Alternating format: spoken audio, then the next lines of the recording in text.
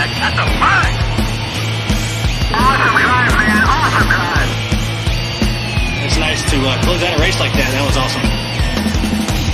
This is the Team Blaney Podcast. Welcome, everyone, to 2023 season episode 35 of the Team Blaney Podcast. My name is Adam Rogers, and alongside me is co-host Steve Mez. As always, this podcast is brought to you by fans for fans. Steve and I have been following the drivers of the Blaney racing family for 2 decades, and Team Blaney itself launched on social media back in 2014. Each weekly episode of the podcast offers an in-depth analysis of Ryan Blaney's latest NASCAR Cup Series race, plus news notes and a lineup of special guests all throughout the year. But this week, we break down the number 12 team's run in the Auto Trader Echo Park Automotive 400 at Texas Motor Speedway. Steve, welcome back. Episode 35, Texas playoffs, hot. That's all we heard about was the heat, and relentlessly heard about cool suits all weekend long and whether they worked, when they worked, how they worked, if they don't work, who's working for. Made a joke in the Discord chat like, man, have we not? I hope there's at some point where they can perfect this cool suit technology so we don't have to hear about it. Anyway, I digress. But yeah, hot in Texas. That's all we heard all weekend long. And when it doesn't work right, that's not good. It is not. You could just boil in that thing, I guess. What they say, BJ McLeod, I think his suit wasn't working properly. So it's no bueno. Guys were losing 8 to 10 pounds during the race, just 120, 135 degrees in the car at times. I think Saturday they said was even hotter than maybe Sunday, but yeah, that was rough. But the racing though, what'd you think of the racing overall? I thought the Xfinity race was pretty good. The Cup race, I went in with such low expectations, but I think the amount of natural cautions and things that happened really helped stuff, because that's all you hear about Texas now is let's reconfigure it. What were your thoughts? Well, that's what it come down to is the heat. The heat caused it to be really slick, especially in 1 and 2, to the point where guys couldn't control as much as they normally do. So yeah, you're right. It caused a couple natural cautions that kind of bunched the field up and got a restart and got things going. But the racing itself, for the most part, no bueno. Get behind a guy. Unless you're 3 or 4 tenths faster, really can't get to them or get past them.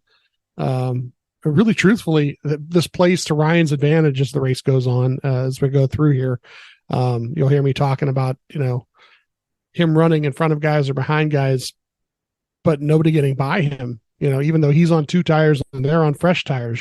So it definitely played to the advantage of a car that might be a little weaker than some of the other cars once you got that track position. So. But yeah, the racing, except for those times where the cautions gathered the field back up and gave us those good restarts, no. So Ryan didn't really, because of, he starts, we'll talk about it, starts kind of in the back for much of that first stage. And then even when he's running up front later on, he didn't really get much TV time, and trying to follow this race based on just the tracker was really frustrating. And it was mainly, I think, just because the way, guys racing around each other, the different lines that they have, like 1 second, it'll look like they're right up on each other. And the next second, the gap is wider. And I think it's just, when some guys swing out higher up into the PJ1 and other guys hug the bottom, it just kind of ebbs and flows like a yo-yo, back and forth. And I would get worried for a second because I thought somebody was catching, about to pass. And then 10 seconds later, they're 2 tenths back. So, but you're right as well. You mentioned the fact that, as with some of these tracks, and not all the, a lot of the 1.5 miles have been awesome racing. Texas has had some problems, but had this issue, as you said, you can get up behind a guy, maybe you think you're going to get there to pass him, and you can't. And when you try to make a pass and fail, then you're just going to lose time every time. So, yeah. That's what we saw a lot of.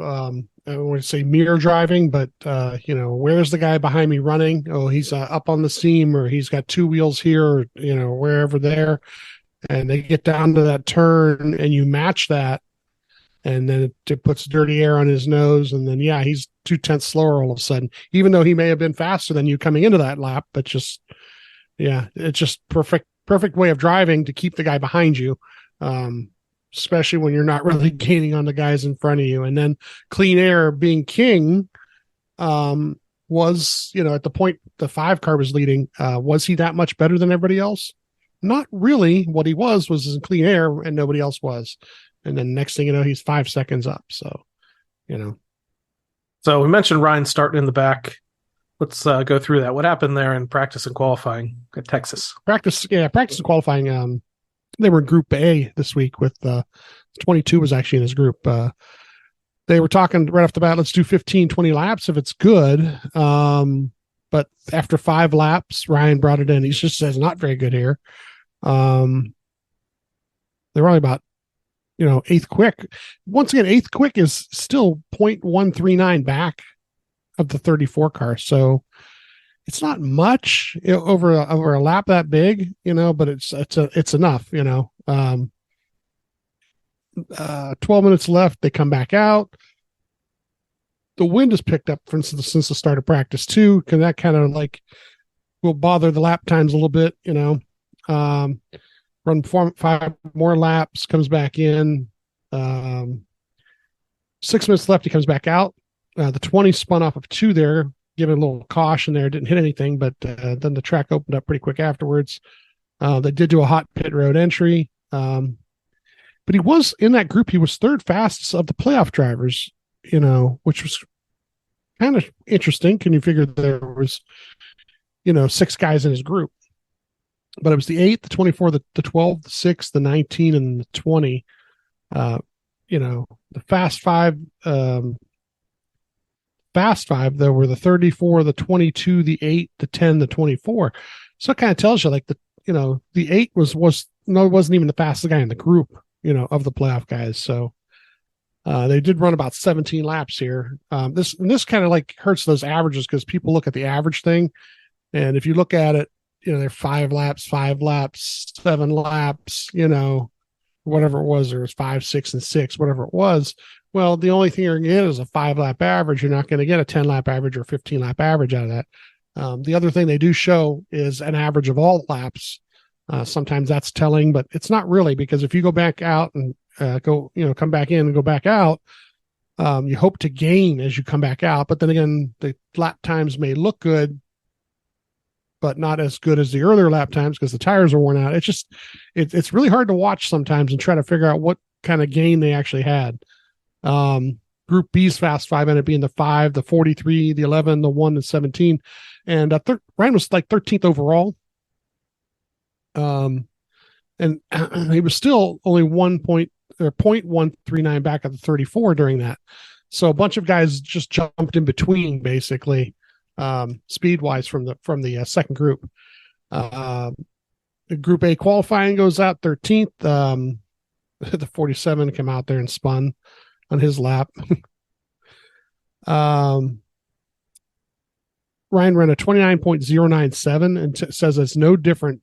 It was the same as practice. So just didn't have the grip he wanted. Top 5 were the 20, 16, the 8, the 6, and the 99. Ryan ended up 11th in the group, and it was the worst of the playoff guys in the group. Group B, the top 5 were the 5, the 23, the 11. 23, 11, 1, 54, 17. I'm sorry. Group B was faster overall. So Ryan ends up starting 23rd, and the 23 gets the pole. Huge lap for those guys. I think we mentioned it last week, and I've mentioned it to talking about other people, but there's times when teams kind of elevate their game and execute, and the 23-11 team with Bubba Wallace going into these playoffs, man, I can't, outside of the teams that have gone out there and won races, but they've basically done everything they've needed to do these last several weeks to keep surviving and advancing and getting stage points. And I think this is only his second pole ever. So kudos to them. Ryan does a pre-race interview before this race and mentions that they worked hard all night to try to come up with something to make the car faster. So it gave me a little bit of a glimmer of hope. I was definitely really concerned with how deep they were starting in the field, especially with everything we talked about, with it being difficult to pass and kind of getting stuck back in dirty air. So I think going into the race, I was maybe glass half full I'm not sure versus empty, but once we get into things, though, I didn't start to feel very good though after the race kicks off. Spare Change comes out on Sunday morning, and I listened to that, and LaJoy mentioned something about being trimmed out, and it's something you think of at the super speedways, not as much at a mile and a half. And I thought, well, did teams do that? Did a couple of teams up in the front trimmed out to the point where when they start this race and drop the flag, they're not going to have as much grip? They had just what they needed for one lap, and when they run 5 or 6 laps, they're going to fall back, and our cars like Ryan's set up for more of a longer run. So that was what I was interested to see, how much of that was going on. They had stages of 80, 160, 267, 9 sets of tires, pit stall 15. The one car in front of him, the 78 behind him. Roger's there. Roger comes on, wishes everybody luck on the radio. Ryan asked Josh if he has enough sunscreen up there. Josh says, "I'm already cooked." So it was hot, and the guys up on top of the roof, they don't do anything for them. They need to put some umbrellas up there and some fans and something, because I heard they had some coolers with some water, but Texas is another one of those tracks that there is no cover up there. Not many of them do, but I think they're afraid of stuff blowing off. But yeah, feel bad for those guys. I thought July or Atlanta in July before they went to a night race was bad for Josh, but this sounded like this one was really, really brutal.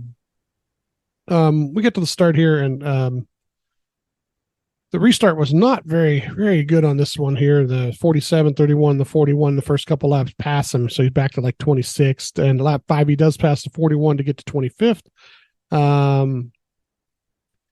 And he says about lap 8 or 9 there, they're no different than practice. Lap 17, the entry is looser at both ends. Lap 33, Jonathan asks Josh for an update here, because they're coming up to some pit stops possibly. Ryan says they're tight center 3 and 4, and after that, way loose, more free than tight. And Jonathan tells them most guys are complaining free, so they're not the only one with these problems. By a lap 39, the green flag pitting starts. The 22 and the 47 are right in front of Ryan, and they duck to pit road, and the 22. Man, he doesn't wave. He doesn't let them know they're coming to pit road. I don't know if this was a last-second decision on their part or the teams didn't communicate with each other, but it almost wrecks Ryan, because he comes right up, and then kind of has to swerve around both these guys. And we get a lap 42 caution for the 3 car. He was P3 at the time of the caution because they had stayed out. So this actually was kind of cool. It was going to flip things a little bit. Tells them loose is the biggest issue. They're pitting. They actually gain a position off a pit road of the in front of one of the guys that was in front of him, and this was a 9.342 second stop. Stop of the week, the Pure Tech stop of the week too, and there it is. Yeah, nothing. The pit crew was on fire last couple of weeks and all throughout this race. You mentioned they gained a spot there. They gained spots other points of this race, but yeah, man, they were on it for sure. Yeah. Johnson says he gave him some right rear air pressure here, and on that adjustment, P21 after the car cycle. Some cars also took a wave around because they were lapped down from pitting. 23 is the leader at this point, taking the bottom. Ryan takes the bottom, restarting at lap 49. Then we get a caution for the 10 and the 48. It looks like the 48 actually hit the 34. It's causing this whole thing. Ryan's up to 19th here. They're staying out. 23 taking the bottom, Ryan taking the top. Lap 54 restarting, and then we get a caution for the 51 and their wheel problem, which happened two sessions earlier. They were out there for a whole cycle caution and it hadn't come off yet, but there it does. Ryan's up to 20th here, staying out again. Ryan 23 taking the bottom, Ryan taking the bottom, restarting at lap 59. At lap 60, the TV shows us they're saying something about the 8 car thinks he has a flat at this point, but he doesn't have an issue right away, at least. Lap 63, He's messing with the 54, the 7, the 41, the 14. They kind of all get bundled up there, and Ryan ends up 24th after that. He really couldn't defend very well with the way they came around him. Actually, at this point, 9 of the top 10 cars are playoff cars. At lap 74, we get a caution for the 8. So here's where it does whatever happens to that wheel or tire happened. And it really kind of smashed him up pretty good. Thought he was going to be furious, but his interview was actually pretty tame right after the wreck, and I think later on when they had to do availability for the playoff drivers. But I thought he was going to be livid that he'd been saying for laps something's wrong. They kept telling him to stay out, try to stay it out to the end of the stage, and then completely junks the car. We get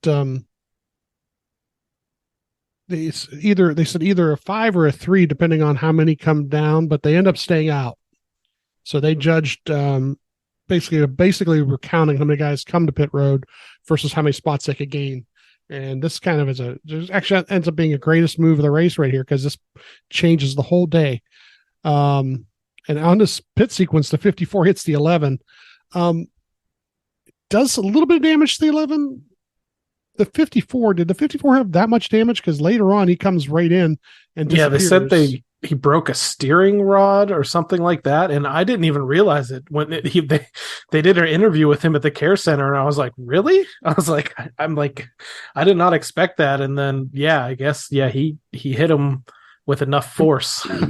But the 54 was like, and they showed the view from pit lane. They were confused as to why when he left his stall he didn't go out to the outside lanes of pit road. I mean, it's a pretty wide pit road, and he stayed snug down to where the cars were pitting, and the 11 just came out and drove right into him. Didn't have anywhere to go. So the funny part is, like, the 54 was driving like a wild man to begin with during this race before this happened.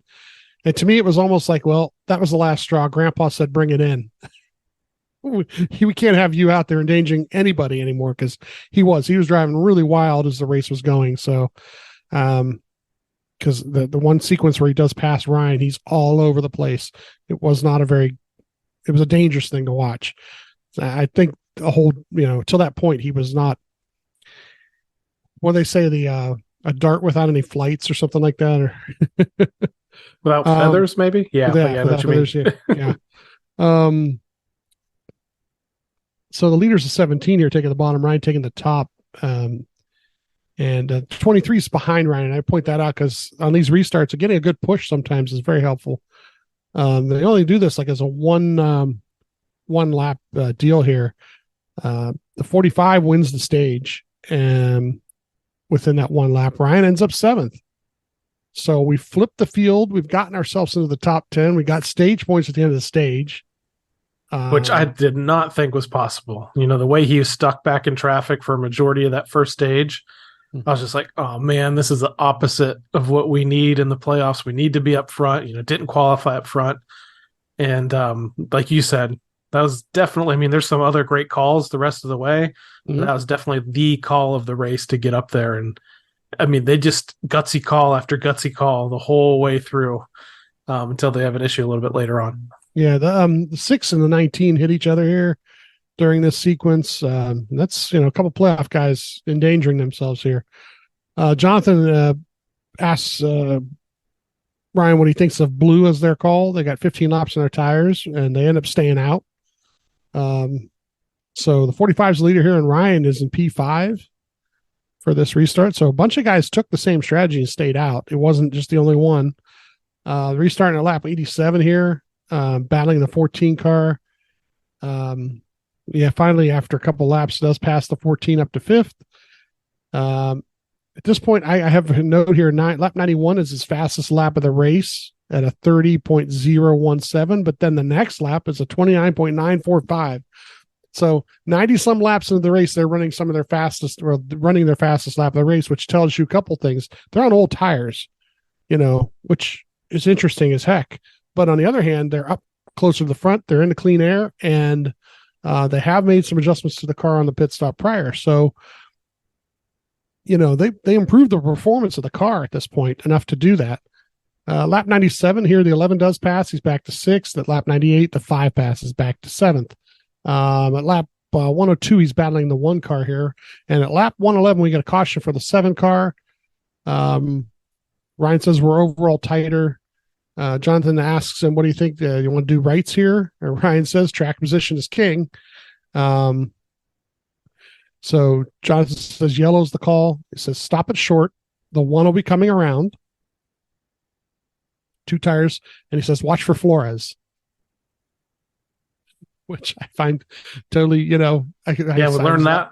Yeah. Learned that earlier in the year. I mean, they said they were going to make an adjustment after they had a devastating 2-tire stop several races ago, and every time they go to do one now, they're very, very careful about what they need to do to get out of that box.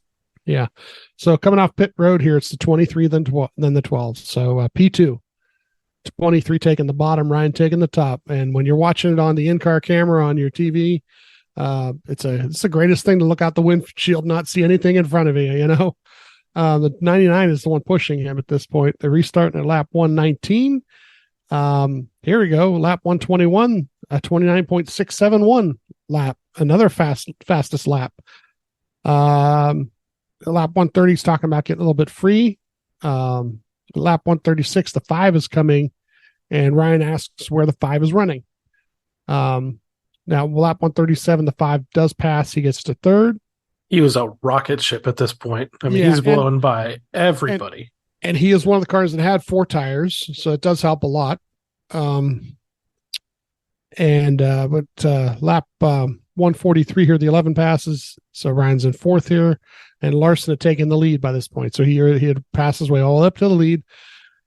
Lap 144, the 43 car comes in the scene, passes, and we're back to 5th.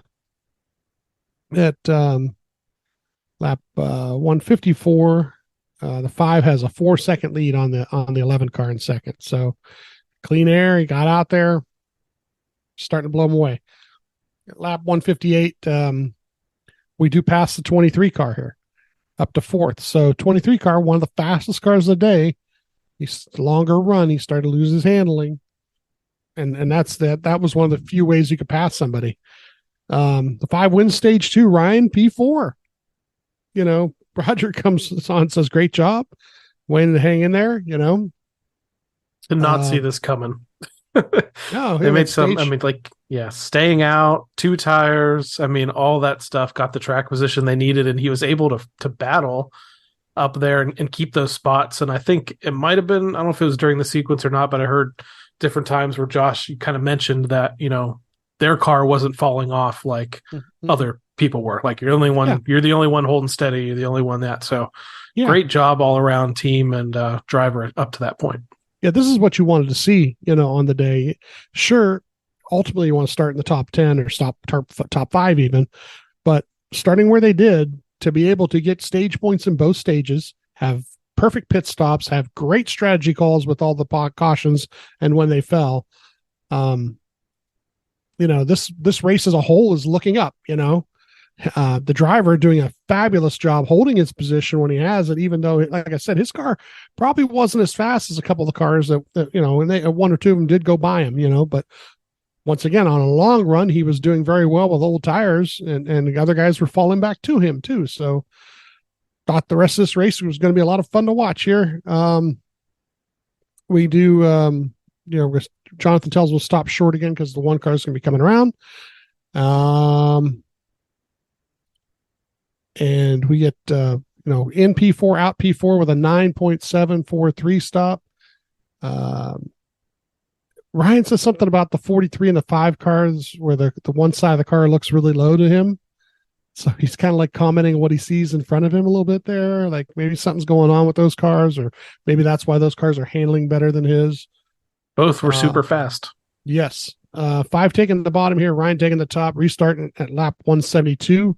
Like I said, he's earned 11 points in 2 stages. He sorts out the P4 here. We got the 5, the 43, the 11, then the 12, and then the 23 actually in 5th.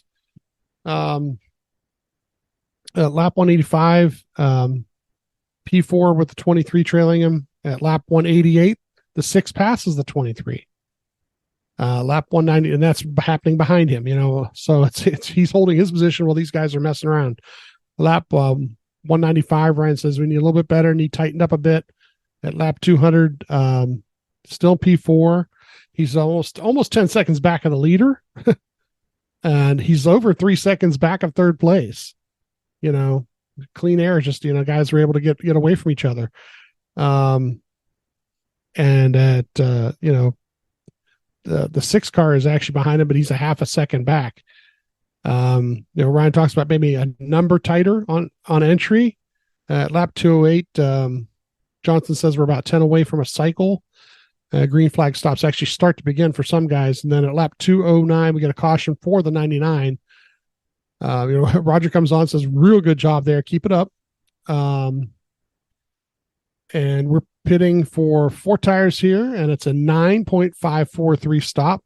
They went in 4th. They come out 5th. It was the 6 car that was able to beat them off of pit road. I have too fast section 2 is what we were told over the radios. Take a turn.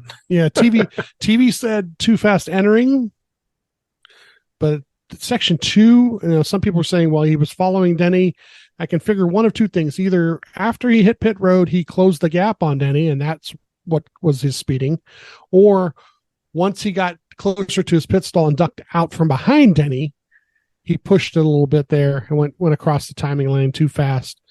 But it was okay. First off, they're given a 5 mile an hour grace speed to begin with, so they're allowed 5 miles an hour more than the speed limit, and he was still over that. So he was over that by, what was it? They said 0.02 or something like that. It was barely over. Yep. And usually they're pretty conservative on the lights to begin with. He apologized pretty much right away. He didn't really get real mad. He kept his head on there, and it's okay. We're going to have to battle here. So they're restarting at lap 214 for 27th position, and it was tail end too. So you got to go around a couple guys. By lap 219, he's up to 25th. At lap 222, we pass in the 77 and the 42 up to 23rd. Okay. Lap 235, we're chasing the 16 car down. The 5 car's up to almost 5-second lead now on the 43. At lap 243, we get a caution for the 15. And Jonathan says something about going yellow for their call here. And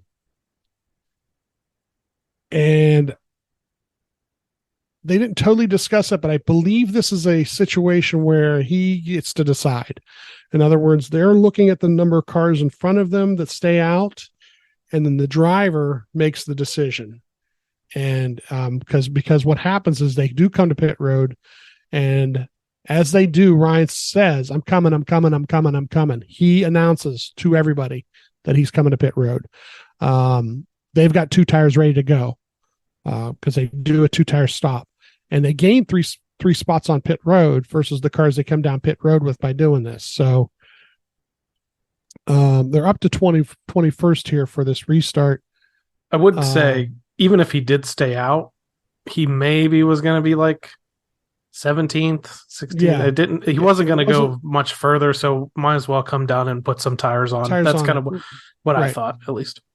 Yeah, and once ends up here, the leader takes the bottom. Ryan takes the top on this restart, lap 247. Now, we only got 20 laps to go when this restart happens, and these guys all get up underneath each other basically on a restart and try to push their line, push the guy in front of them, hopefully get a push from behind, and get a little bit of a draft going for the lap or two before they separate from each other.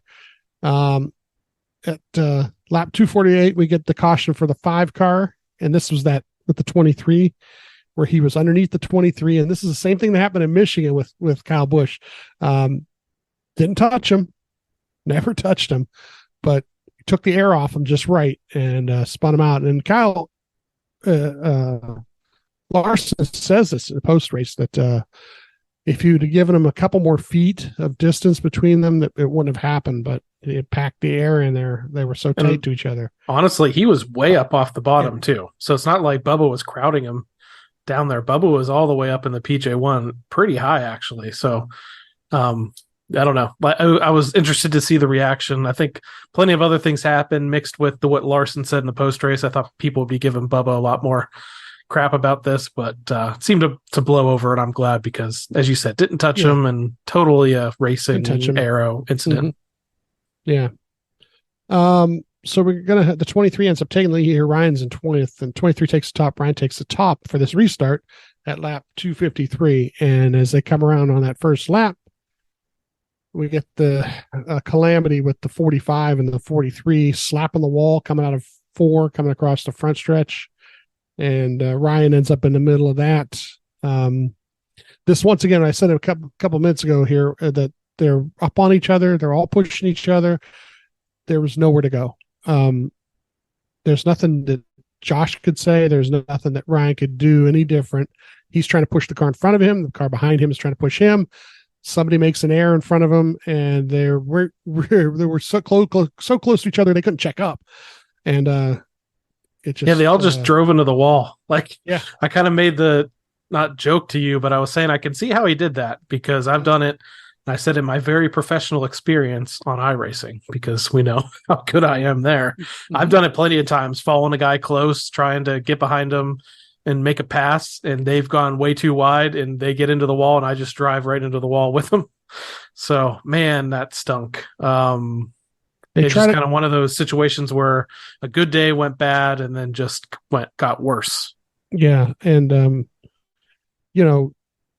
where he finishes compared to where he could have finished might be 8 or 10 spots, which, they come, but here's the thing is they try to come back out on the track. They try to run a couple more laps under caution if they could,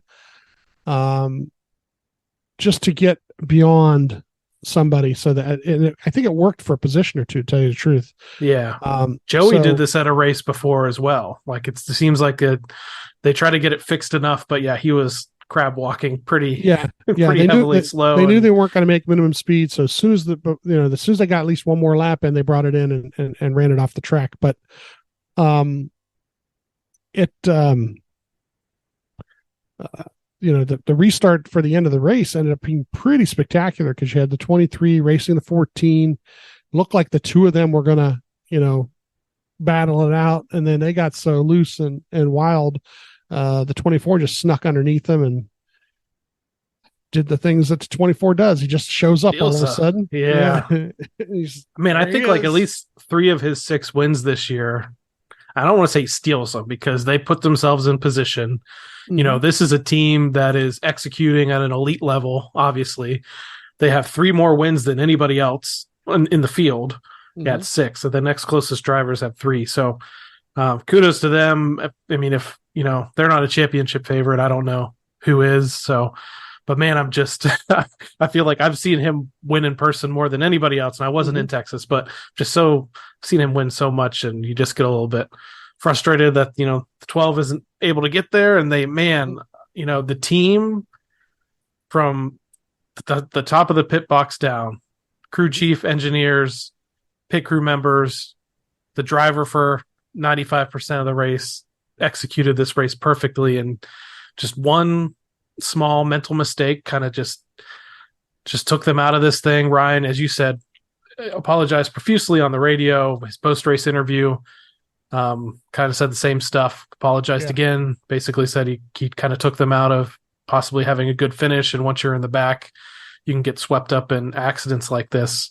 The only thing I wanted to say was everything was going so well at all levels here that when Ryan does make this mistake, and I want to be clear, it is okay to admit that the driver made a mistake. A lot of fans, and I'm not even just going to say Ryan fans, a lot of fans in general are really quick trying to point the finger at anybody else they possibly can. This 12 pit crew has been hammered forever. This crew chief has been hammered all year long for different strategy calls and things like that. And, people didn't have that this time, and people are just grasping at straws and trying to find somebody possibly to blame. It is okay to acknowledge the fact that a driver made an error here, even if you are the biggest Ryan Blaney fan of all time, which I kind of feel like we are. He's a human. He makes mistakes. Yeah, it happened at a really, really bad time in the season. but they got 2 races left in this round, and they're going to head to a track next week that he's had an extreme amount of success in his career. So all is not lost, but also it's okay to be frustrated. If he finishes in the top 10, even 11th, finishes 15th at worst or something, if crazy things happened. Say he gets caught up in that craziness still, but spins and had to pit and was able to come back out. They were going to come out of this race above the cut line because of the strategy calls they made to flip their track position early in this race. They gained tons of stage points. Were running up front with a car that could not qualify in the top 20. Man, they did everything right. Just one error kind of took them out of it. That's playoff racing. That's where guys that are driving at an elite level advance through these stages and get a chance to race for a championship. So it's okay to be frustrated. It's okay to admit that the driver made an error, and nobody on this planet feels worse about it right now than the driver of the 12 car. And I'm sure he's going to do everything that he can this week to put them in a better position to advance to the next round over these next 2 races. Yeah, I mean, these are still our guys. This is still our team, and we've been following Ryan for as long as we can remember. And these things are going to happen. If there's one of 2 things you can do. You can just bury your head in the sand, or you can rise up above it, learn from it, recover. Like a phoenix rising from the ashes, or just getting knocked down and getting back up again. Show your character, rebound, that there's all those, sports metaphors. I'll just kind of rattle them all off. But the truth is, we've seen them do it. They'll come back. They'll try again this week coming up. It's not that far off from getting back to the cut line within a race, and going to give it their best this weekend. Do it again. So let's talk about that cut line. Going into this round, Ryan did go in under the cut line at 6 points back. After everything that happened at Texas, and honestly, luckily, because of the fact that they got so many stage points early on, doesn't sit that far below the cut line. Minus 11 points. He is in the 11th position out of the 12 drivers that are still left in this round. Kyle Busch is in 12th at minus 17. So again, Busch at minus 17, Blaney at minus 11, Reddick at minus 3, and Bubba Wallace, who had a great first race here, nearly won that race, is at minus 2. And I think he went in at like minus 18 or 19 or something like that. So that shows you right there, one good race can kind of flip your odds of making it to the next round. The rest of the way, Larson's in 8th, Keselowski's in 7th, Chastain is in 6th.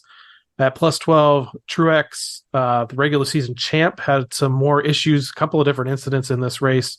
He's 19 to the good. Bell is in 4th at 20 to the good. Buescher is in 3rd, continues their streak of running really strong. 22 to the good. Denny Hamlin is in 2nd, 37 to the good. And now William Byron, with that victory at Texas, has advanced to the next round, the round of 8. So minus 11, honestly, things could be a lot worse. Say they never made the strategy calls. They stayed in the back, got caught up in that crash.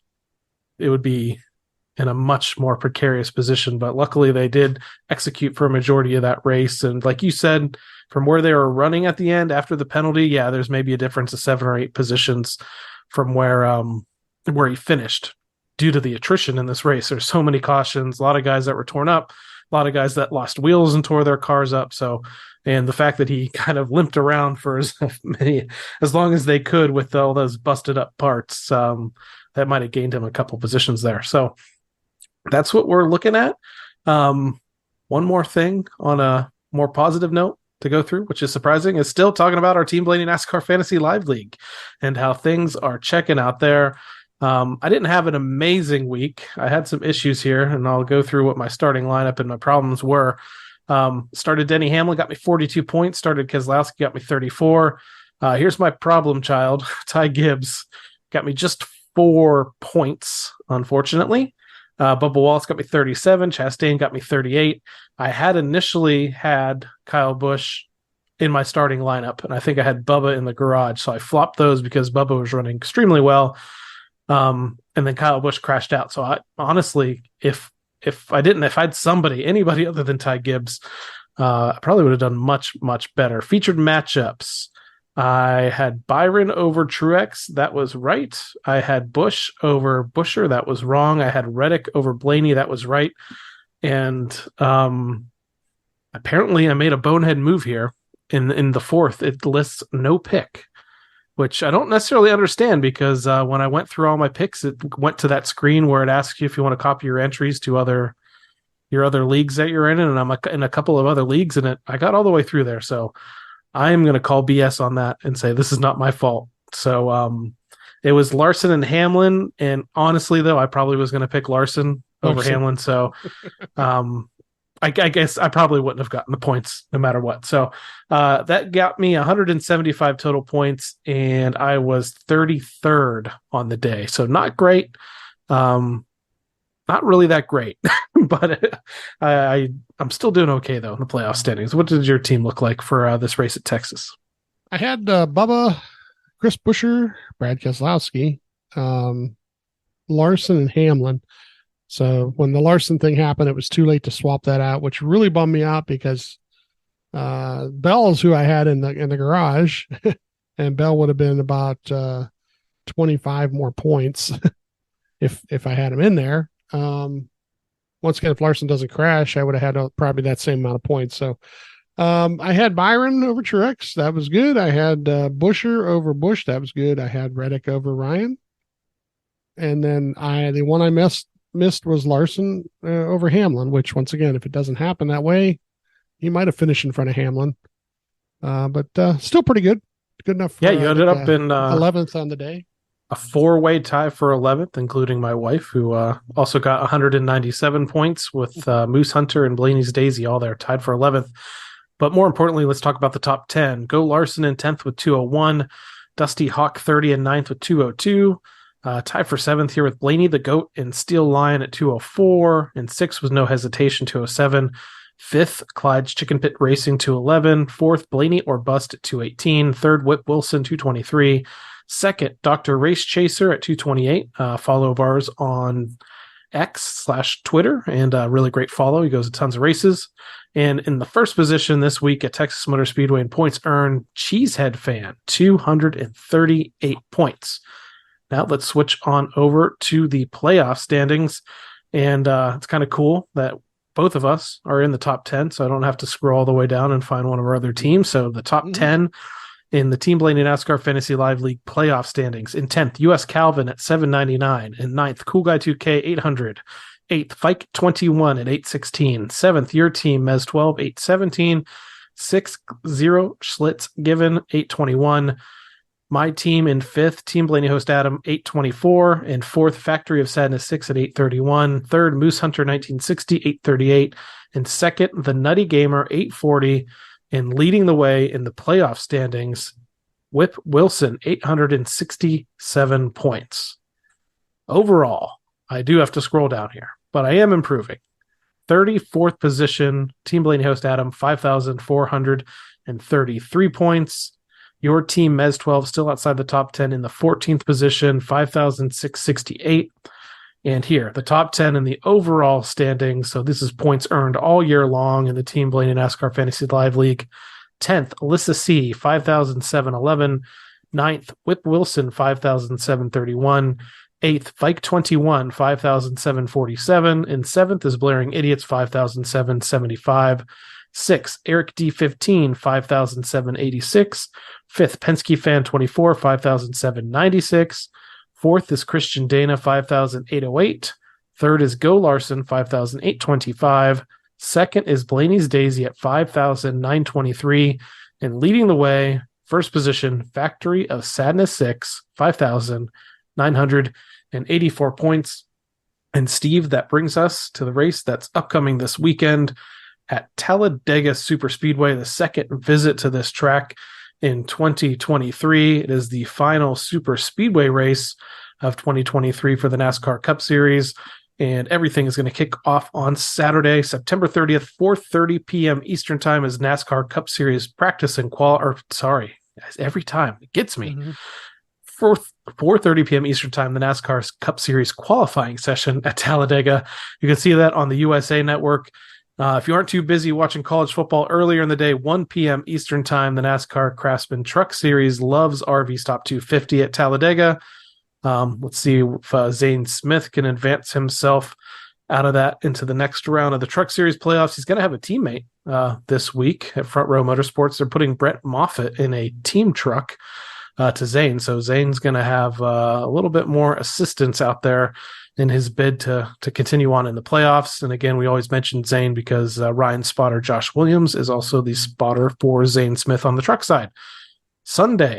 This Sunday, October 4th, 2 p.m. Eastern Time, the NASCAR Cup Series Yellowwood 500 at Talladega on NBC. And note that every race the rest of the way for the Cup Series will be on NBC. We are done with the USA portion of the schedule. So keep that in mind. Going to be on the big network the rest of the way as we navigate through the rest of the playoffs. So we just wrapped up our Fantasy Live segment. So I want to talk about some drivers to watch at Talladega. And one of those that has to be on your list is our guy, Ryan Blaney. 18 starts in his career at Talladega, an average start of 12th, an average finish of 15.2, does have 4 DNFs. But more importantly, 7 top 10s, 5 top 5s, and 2 of his career victories have come at Talladega. And coming into this race, 2 straight runner-up finishes in the fall race of 22 and the spring race of 23. He went back-to-back with those victories in 2019 in the fall race and 2020 in the spring race. So one of the best guys at Talladega. He was even inducted into the Talladega Walk of Fame earlier in the spring because of his success there. So if you don't have Ryan Blaney on your fantasy lineup, I don't know what you're doing. Yeah, I mean, at this point, unless you've used them up already with your 5 starts. It's possible. That's true. 1, 2, 3, 4. Oh, nope. No, not yet. You should have one more. So yeah, use them up now. Otherwise, you're going to look at guys who finished well in spring. Bubba was actually leading till they tried to block Ryan. Yep. We were both there for that. The A car did win that race. He lucked out. He got to the next scoring loop before anybody else. But the guys who race really well in super speedways, and here's the thing about the cut line situation. Okay, so we're looking at 11 below it. Okay, I always say you have to beat 4 guys. Okay, this whole thing between now, next week, and the Roval is you have to beat 4 guys. So race out front of this race. Don't be involved in any messes. Try to get as many stage points as you can. But look for the guys who have issues, who doesn't run well within the playoffs. Martin Truex has never won a super speedway race, doesn't like this kind of racing. Guys like Byron now have nothing to lose, so they might stay out of the way, but they might be trying to help their teammates. A guy like Larson. Thing is, if he gets the help at the wrong time in the wrong place, who knows, So, hopefully we're staying out front, leading a lot of laps, edge of the seat, good pit stops here, get the fuel in the car they need to get to the end of the stages and win a couple stages and then be there at the end. That's the best thing you can hope for on the day. I'm sure that's the strategy, and I can't wait to be there this weekend. So let's go back and look at the drivers that have won at Talladega, and we'll go back to 2018 here. Joey Logano, Eric Almirola, Chase Elliott, Ryan Blaney, Denny Hamlin, Brad Keselowski, Bubba Wallace, Ross Chastain, Chase Elliott, Kyle Busch. So Ryan went back-to-back those years, a couple of wins there for Keselowski. Logano's been good there, even though I think he said before he doesn't necessarily like Talladega, but he's had some pretty decent success there over his career. Guys that I think could get a breakout win. Is this finally the race that Brad Keselowski wins a race for his team as he's watched his, he owns the team partially and he's watched his teammate kind of outperform him. And I'm sure he's not angry about that. But since he's bought that team, Chris Buescher's won 4 races and he has not won yet. They won 2 at Daytona just in August. So is this Keselowski's turn? Denny Hamlin did win there. in 2020 and looks like 2014. He is always a threat on super speedway races, but usually trends toward Daytona. 3-time Daytona 500 champion. I think he's won the summer race there a couple times as well. Bubba Wallace got his first career victory there just a few years ago. As you mentioned, was leading the race earlier in the spring. Always a threat to win. Chase Elliott's good there. Picked up a few victories too. So can the 8 car redeem themselves and go back to back and sweep the season at Talladega? I don't know. I'm looking at the 23. I'm looking at the 12. Joey, Brad, the 17 car with Buescher.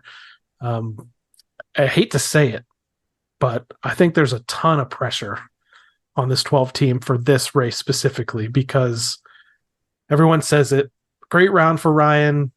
He's won at Texas in the All-Star race. He won, so we're past Texas. Well, he's won at Talladega multiple times. So yeah, that's great. Super volatile race. But he's won the Roval too. The next gen era on road courses, Ryan, unfortunately, has not done well finish wise. He has a pole here and there. He maybe a couple of top tens. Has not executed really well on the road courses. I cannot see them relying on still trying to gain some points at the Roval. I think they got to do everything they can this week at Talladega to run up front, control the race, get as many stage points as they can, and finish ahead of as many playoff guys as they possibly can and survive. And some folks are like, maybe you ride around in the back and survive, and that's how you're going to get your points by your finish. I don't think they could do that. I don't like when they go off that normal Penske model and try to do something else because it just doesn't seem to work out. I think the key is them running up front. What do you think? Yeah, I'd like to see all 4. Let's not forget the 21 car. All 4 of those guys up in the top 10 in the stages, and pushing each other. And that way what you're getting when you get a push, especially down the last lap or 2 of each stage. Really would like to see Joey or the 2 car behind him at those points in times because you don't know about the other guys and what they're going to try and bail and they're going to try and back up and they're going to try and get a run and then you're going to be trying to block and all those different things that can cause something bad to happen. We don't want that. So really controlling the race will be real important, especially the end of the 2 stages. And hopefully there's no melee that they're in the middle of anywhere in this. One other kind of lighthearted non-Ryan Blaney thing to mention about Talladega, and did you see this announcement from Stewart Haas Racing today? Just before we started to record, it's going to be some shake and bake action with some tribute schemes to Ricky Bobby and Callum Naughton Jr. with the 41 and the 14. What I love about this, outside of the numbers having to be pushed forward and being different numbers, they've pulled off the same paint schemes with the same sponsors. So they've got Wonder Bread on the 41. They have Old Spice on the 14. Yeah.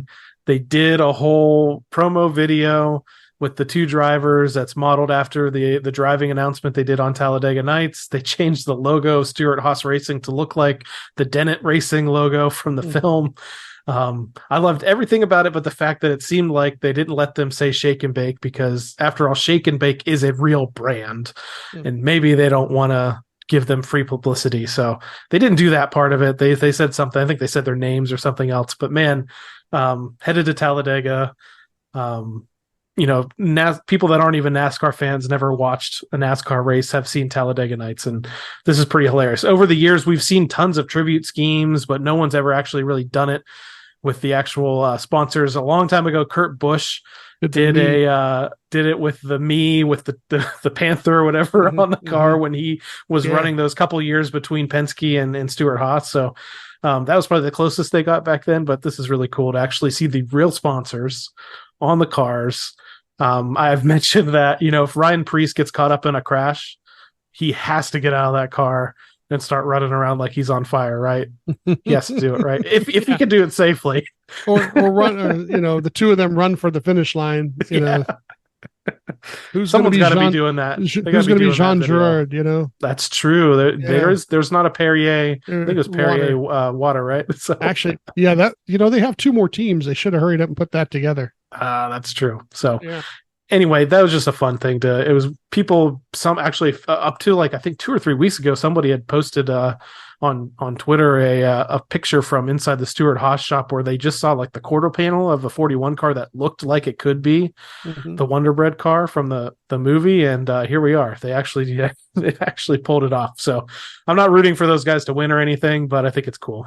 It's funny. You're watching this weekend. You're going to be looking for the Menards Pennzoil scheme on Ryan's car, which is that white and yellow scheme, which is actually going to be, I think, pretty cool for Josh to pick out when they're at a distance. I don't know if there's a lot of other cars that are going to be that paint scheme. So the way those yellow numbers light up on the top of the hood and everything like that should be pretty good. So again, if you want to tune in this weekend, practice and qualifying is on Saturday, 4:30 p.m. Eastern time at Talladega. Just qualifying. I did it again. Just qualifying. Sunday, 2 p.m. Eastern time, the NASCAR Cup Series Yellowwood 500, Talladega Superspeedway, the second race in the round of 12 in the NASCAR Cup Series playoffs. So that wraps up our NASCAR coverage. One more dirt update we need to give. The Blaney brothers were back in action this past week as Sharon Speedway welcomed the World of Outlaw Sprint Car Series for their season finale race at the track in Northeast Ohio. Blaney's did pretty well. They qualified to the feature, the A-main event, through their heat races, and they raced from mid-pack up to Dave finished 7th, I believe. Dale finished 8th. So both Blaney's got a top 10 with the World of Outlaws, which, these are the best, among the best sprint car drivers in the country, let alone possibly the world. For the two of them, part-time drivers basically to kind of jump in there at their home track, finish top 10, I think was pretty awesome to see. And tomorrow night, Tuesday, Lernerville Speedway is going to have the High Limit Sprint Car Series, which is that series that's promoted by Brad Sweet and Kyle Larson. Lernerville, cool thing that's happening. If you're in the area and you might want to get a peek at Dale Jr., Larson has convinced Dale Earnhardt Jr. to come to Lernerville Speedway, his first time ever there. And I don't know if it's the first time he's ever been to a 410 sprint car race or not. I don't think he's been to too many, but he's going to be in the house at Lernerville to take in that high limit sprint car race. If you want to watch it tomorrow evening, Tuesday evening, the 26th of September, it's going to be on Flow Racing. So who knows? Dale Blaney, I can't confirm that he's going to be there, or Dave, but Dale has run Lernerville multiple times in 2023. So with his experience and that 32 car running really well this year, I wouldn't be shocked if you saw the low rider up there and trying to compete with the rest of those guys in that high limit series, which has some pretty big purses, pretty big payouts, and should be a really good race. And I encourage anybody that can get out there on a Tuesday night and go see it to go do it. If you've ever seen Lernerville, if you haven't ever seen Lernerville, tune in if you can, because it's a really interesting track. The backstretch, there's no wall. And there are guys who will come out of 2 sometimes and disappear up over top of behind down the backstretch, all of a sudden disappear over the backside and then come back up coming into 3, not on purpose, but it can be done.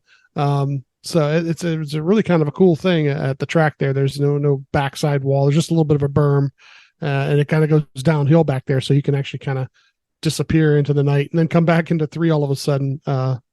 It's not done to gain position. Let's put it that way. You don't definitely not. but there, I've seen guys get run off the track and then they come back up onto the track from the other side. So it's a kind of a cool thing to watch and watch out for if you're watching. Yeah. So hopefully they put on a great show for Dale Jr. and maybe he'll, I don't know, maybe he needs to start a dirt team. Let's see if they can convince him to do that. So thank you, everyone, once again for tuning into this episode of the Team Blaney podcast. If you'd like to learn more about myself or co-host Steve, just listen to our very first episode that explores our Blaney racing fandom. You can interact with us on Facebook and X, formerly Twitter, at Team Blaney, and on Instagram and TikTok at team.blaney. Also throw a shout out to JanMan33. He was a special guest with us last week's episode. We got that. If you missed that interview, it's on YouTube in video form. You can listen back to the audio form too as well. He has a TikTok, JanMan33, if I'm correct. He's the driver of the Elgin sweeper truck. He also hauls things around the country with Champion Tire and Wheel, all the way around the country with the NASCAR Cup Series circuit. So we even asked NASCAR circuit in general. So really cool interview with him. Follow him on TikTok, JanMan33. Finally, we'd like to encourage you to support the Ryan Blaney Family Foundation. Established in 2018, this organization supports causes like the Alzheimer's Association and UPMC Sports Medicine through fundraisers, events, and membership in the Blaney Bunch fan club. To learn more, visit RyanBlaneyFamilyFoundation.org or follow them on all their active social media channels. And they threw a teaser out this past week. You know, they've been doing the golf event the last few years, and I don't know if this is going to supplement that or not, but they put out a logo with some pickleball action in the future for the Ryan Blaney Family Foundation. Sounds like they got something brewing for either later this year or next year that involves the sport of pickleball. And if you haven't heard about pickleball, go ahead and do a search for it. But lots of drivers and teams and celebrities around the country have all picked up on this kind of low-impact sport, and we've seen some other places doing something. So take a look at the Ryan Blaney Family Foundation social media accounts and follow them to see if they have any updates on what's going to be happening with that. So for my co-host Steve Mez, I'm Adam Rogers. We'll catch you next time right here on the Team Blaney podcast. Good night, Brussels. Check out the TikTok. Well, thanks everybody for coming. I hope you enjoyed it.